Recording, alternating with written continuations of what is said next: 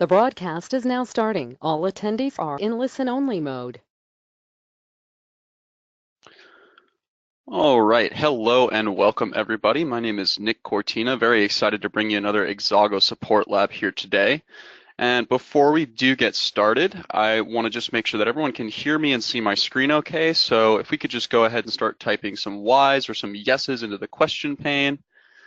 Perfect. And it looks like I'm coming through loud and clear, so we're all set to get started.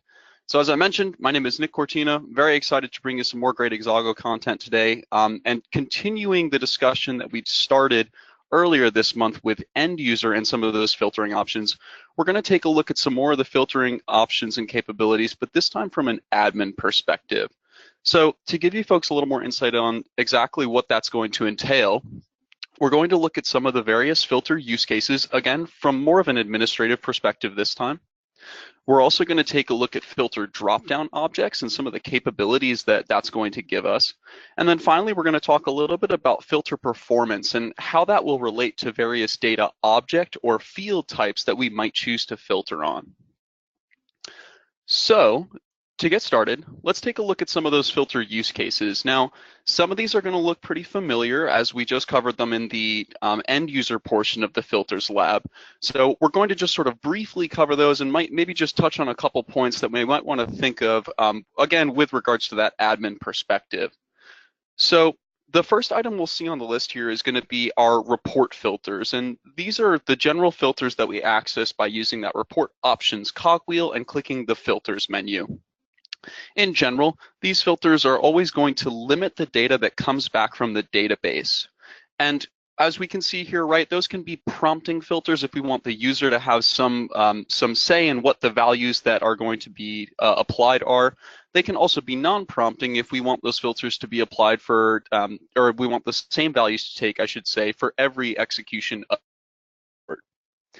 Now, one thing that I'd like to mention here, again, to sort of tailor this to that admin side of things, is for any reports that might be your canned or your read-only reports that you might choose to expose to users that aren't going to have that ad hoc component, the report filters potentially could be used for tenancy in those instances. Again, the key consideration is that you need to ensure that the users aren't going to be able to modify those filter values. So, in my mind, that means that those reports are read-only. We're not allowing users to duplicate or modify any report content. If you've got a really tight-knit integration and your users are maybe selecting icons in your system to execute reports, that might be an instance where we can just use those base report filters for the purpose of tenancy. Now, the next type of filters that we'll see on this list are the interactive HTML filters. Again, something that we looked at in our end user version of this lab. These filters don't affect what comes back from the database. So one of the key distinguishing factors between these filters and the filters above them, those report filters we just mentioned, are that the report filters can potentially give us performance benefits by mitigating the amount of data that's returned from the data source, and thereby mitigating the amount of Exago processing that has to happen on various data elements for things like formatting and processing of various calculations. That said, the interactive HTML filters do have their place in that if we don't want to mitigate the amount of data being returned and allow the user to dynamically choose slices of data to view at any given time, that's really where those interactive HTML filters are going to shine. So if those are sort of the two base filters, particularly that we're going to see from the end user perspective and what we as the admins want to be thinking about as we think about those filters, the other key place that we'll see filters are going to be for the purpose of tenancy. Now, obviously we've done a multi-tenancy lab, and while tenancy can be applied, by switching fully databases, by switching schema owners, in this context, we're just going to talk about if we need to filter within any given data object, how might we actually go ahead and apply those filters? And really, there's two ways that we might do that in Exago. And the first is going to be by virtue of a tenant column. And what that means is that we've got some given column or field in an associated object, and that object dictates what either users or groups of users should be able to see that given data element. So in Exago, we have the concept of a tenant column.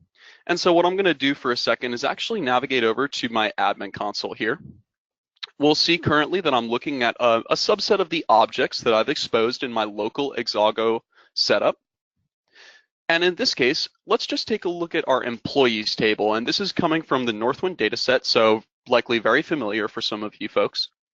And here we've got the option to actually assign tenant columns. Now, clicking on tenant columns in any given object is going to expose this menu. And we'll see that by clicking this add button, we can choose which column we're going to tenant on, and then also assign a given Exago parameter that will be assigned to match values of the tenant column. And that's going to be a simple where clause. It's going to compare whatever this tenant parameter is with the values of the assigned tenant column. Now, one of the key things that we like to note here is while we can potentially add multiple tenant columns, if maybe there's multiple columns that all together will give us the criteria that will dictate that tenancy, we can assign those here. But the one thing that we can't do here is we can't pass in multiple values to compare against a single field. And what I'm thinking of here, right, and the example that we'll see in just a second, is using our employee ID. And in this case, I'm going to use my user ID parameter. I'll show you folks in just a second what value I've got set there. But the key here is that if I wanted to, I can't, using the tenant columns, say employee ID in and specify multiple values. This is a one-to-one mapping where there's going to be one value in the parameter that aligns with one value of the given tenant column. So with employee ID matching up with my user ID parameter set, I'm going to hit OK. We'll see that that tenant column is now assigned here on the employees table. So before we leave here, I'm just going to hit apply so we can actually see that in action. And if I navigate over to my parameters menu here, we can see, again, I've just opened up a couple parameters that we're going to take a look at in some of the examples today. And for that user ID parameter, we're going to start with a base value of 3. So now that we've applied that tenant column, we've said, hey, anytime that we query this employees table, let's make sure that that user ID value compares to matching values of the employee ID column and only show those resulting records when we query this object. If we go to the Exago full UI for a moment, we can open up a new Express view. And while the examples I'm going to show here are going to be with a new Express view, this would work on any pre-existing report on that employees object as well. We'll go into my sales category, go into employees, and I'll pull the employee ID field. We could grab, say, last name, first name. And one of the other things that's worth mentioning here is if I go and let's say I'll pull some order ID values and maybe just grab some other quick values here as well, order date. The tenancy that we just applied to that employee ID table will carry across to any other associated objects that it's joined to as well. So now if we hit that live data toggle and we're grouping on that employee ID here, what we can do is by clicking and collapsing that grouping, we can see the only actual employee ID value that came back is 3. So while there's a number of given records for Janet Leverling, who clearly has been, making some sales here, the tenancy criteria that we assigned has been applied. So I'm going to toggle that live data off. And I'm going to come back to my slides here for just a moment, and that's going to be the tenant columns. The next thing I want to talk about is our role filters. Now, before I shift over there, I just want to pause for a moment and make sure that we don't have any questions on anything that I've mentioned thus far. All right, and it looks like we're doing okay, so we'll continue. So the next piece here is our role filters, and this is going to be a way for us to potentially add any number of given filters to associated data objects when a specified role is activated. So this can be useful in saying, hey, these groups of users are all going to have this set of permissions applied to their various data objects when that role is activated. But it can also be used to do something as simple as the use case I described earlier, where maybe we want to be able to compare against multiple values of a single data field. If we navigate back to the Exago admin console for a second, I'm going to jump over to this tenant role that I've built out. And here we can see it's got an ID of tenant. It's not activated quite yet.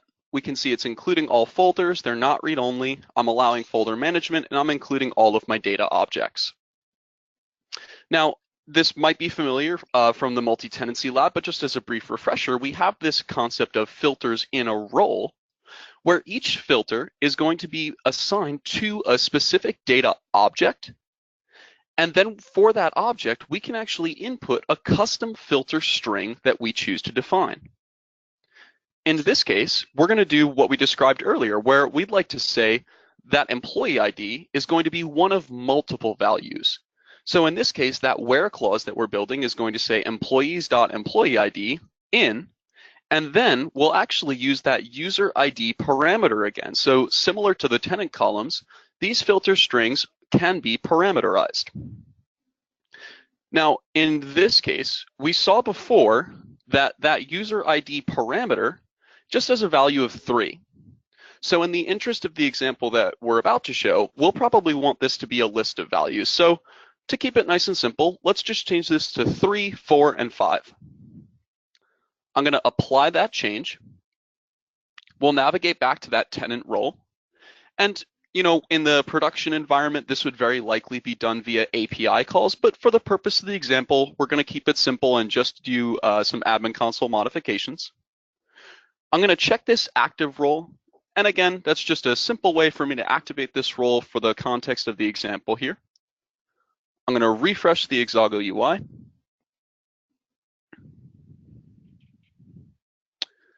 And now if we actually just build the same or something very similar to the Express view that we just had, we can go once again, grab, say, our employee ID, last name, first name. We'll go to orders again, and we'll just grab the order ID and the order date. And finally, I'm going to once again group by the employee ID so we can see each of those respective employee ID values. Oh, and we get no data qualified here. And so an interesting thought, if I come back to my admin console and I look at that employees object, I've still got this tenant column applied here. So what actually just happened is because we activated this role, all those new permissions are set up. However, we still have this tenant being applied that in this case is saying where the employee ID equals 3, 4, 5. Now, that's never going to evaluate to true. So shame on me. I should have remembered to remove this little tenant column here. But if we remove that tenant column and hit apply again, if we come back to Exago, we'll give it a quick refresh. And thankfully, the Express views are nice and easy to build here. So it'll only take us a second to get right back to that point. And if I go back in employees, grab that employee ID, last name, first name, and just some other order information, say our order ID and order date. We'll group by the employee again. And lo and behold, we'll see some actual data values. And this time, we'll get to see all the values for employee IDs 3, 4, and 5, along with their respective data elements here as well. So I want to take a quick second there. A lot of that content is going to be sort of throwbacks to some of our other labs, just sort of bringing that back in context in terms of filtering here. Just want to make sure there's no questions at this point and everyone's feeling okay.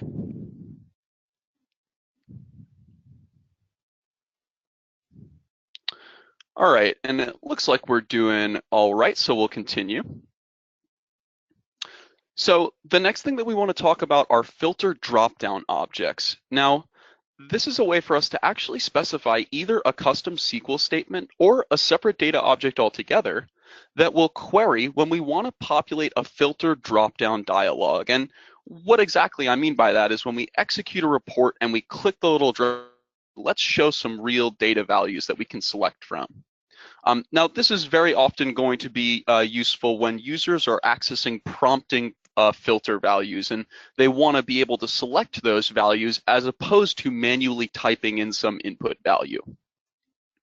Now, this is generally going to be something that can help us performance-wise, when we have data objects that take more than a few seconds to return data when they're queried. So, if the user is going to execute a report and they hit a prompting filter and they click that dropdown and it takes a few seconds just to show them values to select so that the report can actually execute, that would probably be a good area where we might look to apply one of these filter dropdown objects. Now, the last caveat we want to mention here before we go show a quick example is that that target object that we're going to specify, whether it's the custom SQL that we might define or a separate object, has to have fields that align with the fields in the base object.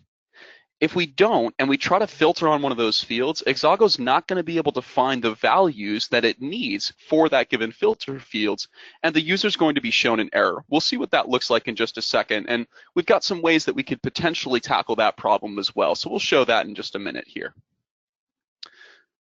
So I'm going to navigate back to my Exago admin console. I'm going to come over and I'm going to deactivate the tenant role at this point. And if we navigate back into our objects here, we're going to take a look at the orders table this time. So we'll notice this filter dropdown object, and here we can actually choose to specify a data source that we're going to either grab a separate object from or write some custom SQL to query. In this case, I'm going to specify the Northwind data source. And we can see, similar to on any given object, how we might actually choose to use a custom SQL. We could actually choose to include that custom SQL here specifically for the purpose of the filter dropdown object. We'll provide an object name. We can specify that data source if needed. This can also be parameterized as well. Now, if we don't want to write our own query here, we can instead choose to just select another pre-existing object in the data source. So in this case, I'm going to specify the order details table. Now, for those of you who might be very familiar with, say, the Northwind dataset, you might be thinking, well, hang on a second. That order details table and orders table, they don't have the same set of fields. So aren't we going to bump into that limitation that we were mentioning earlier? And the answer here is yes. If we navigate over to Exago, I'm going to refresh again so we can just pick up those latest changes we just made. And once again, we're going to build out a simple Express view. And this time, let's go to that orders table. So let's grab order ID, order date, just a couple dummy fields here. Now, let's say for a second that we try to go filter on a data field that's not in that orders table. If I go over here and click filter, it's going to let me add the filter. However, now, when I go to click the dropdown, it's going to throw me this little error. And it's going to say that an error has occurred, and you can imagine that as an end user who might not be as technically savvy, this isn't going to mean anything to me, and I might get frustrated that I'm not able to filter on this field. Now, the other thing I would mention here, right, is because this order ID is present in the order details table, when we go create that filter on the order ID, and we click that drop down, oh, and I gotta get rid of my bad filter here.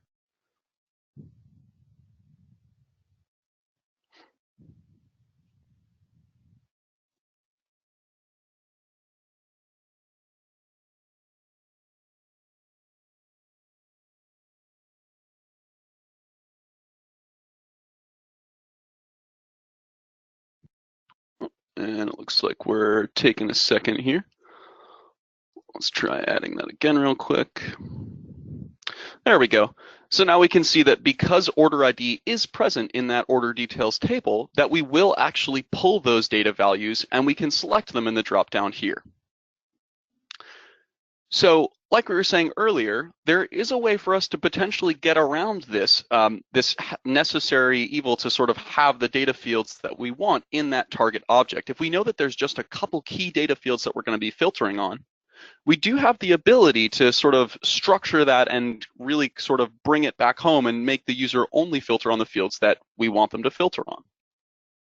Navigating back to my admin console, on that orders object, if I go into my column metadata, each of the various fields that we see here has this filterable property. For all of the given data fields that I don't want the user to filter on, I could set that to none, and that would ensure that they're never going to be able to select those filter values for any given filters. We could also choose to include the filterable property to allow them only to filters for standard filters, or say interactive filters should we choose.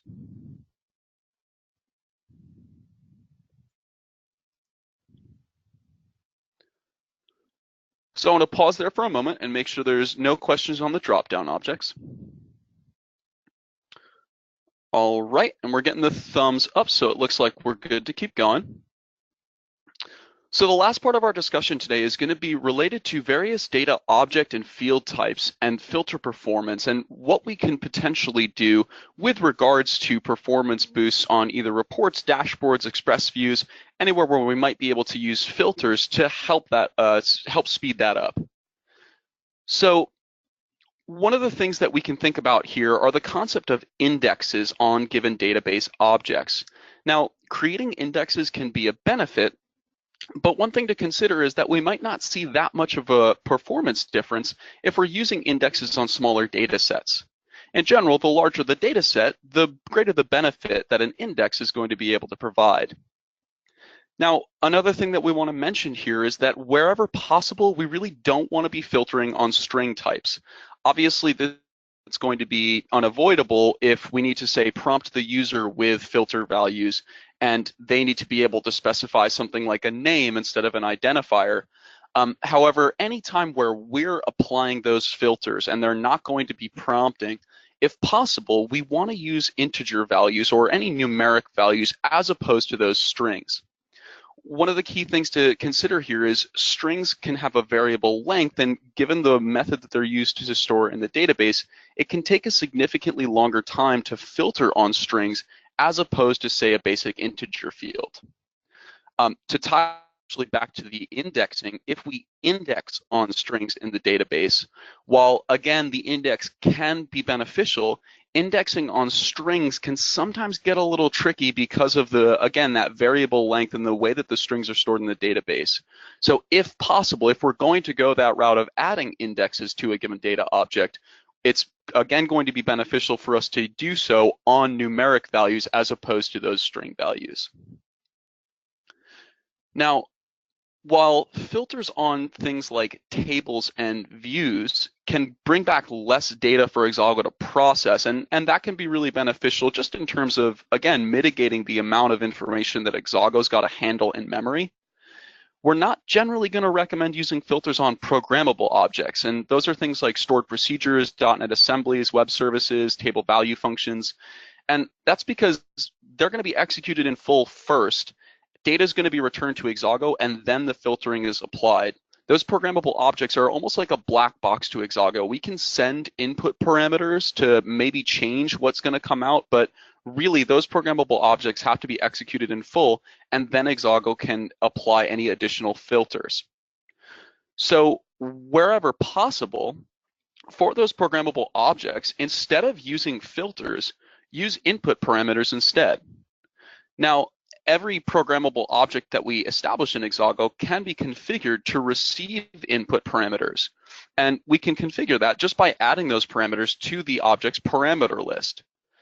So if we navigate back to our admin console here, and I'm going to scroll down on my object list, we'll see this top salesman stored procedure. And this might look familiar from the stored procedure lab. This was one of the examples that we were using back then. Now, on our parameter list here, you'll notice that we've got this nvals param. Now, if I take a quick flip over to dbeaver, we can take a glance at that stored procedure.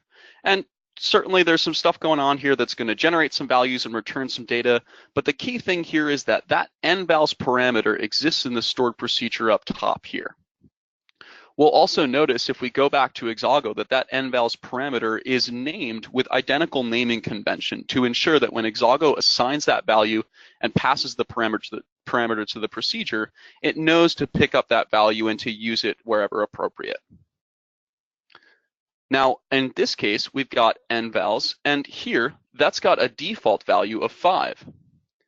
And while that's nice that we can set a default value here. The next thing that you might be thinking is, well, what if we want the user to be able to assign prompting filter values to one of those programmable object types? In that case, we can actually set our parameters to prompt to effectively do the same thing as one of those filters. In this case, with nvals, we've set it up as a string. It's got a base value of 5. But the key to making this parameter prompt whenever we query that stored procedure is by switching this hidden flag to be false and setting that prompt text here. And in this case, it just says num employees. And if we navigate back to my Exago instance for a moment, I'll go back to my report list. And we can even go back and take a quick look at, say, one of those old lab examples that we used, that stored procedure top n employees.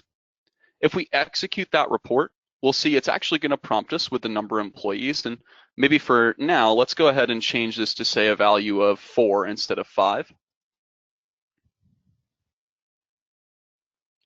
And now we can see that only 4 employee last names are going to be returned, their number of orders, and their employee revenue.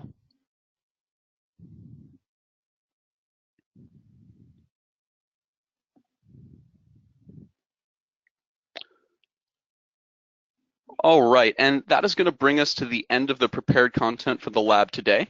So be sure to tune in next month. We're going to be going over a first look at 18.2 for our end user labs, as well as some updates to user preferences for the admin lab later on in the month.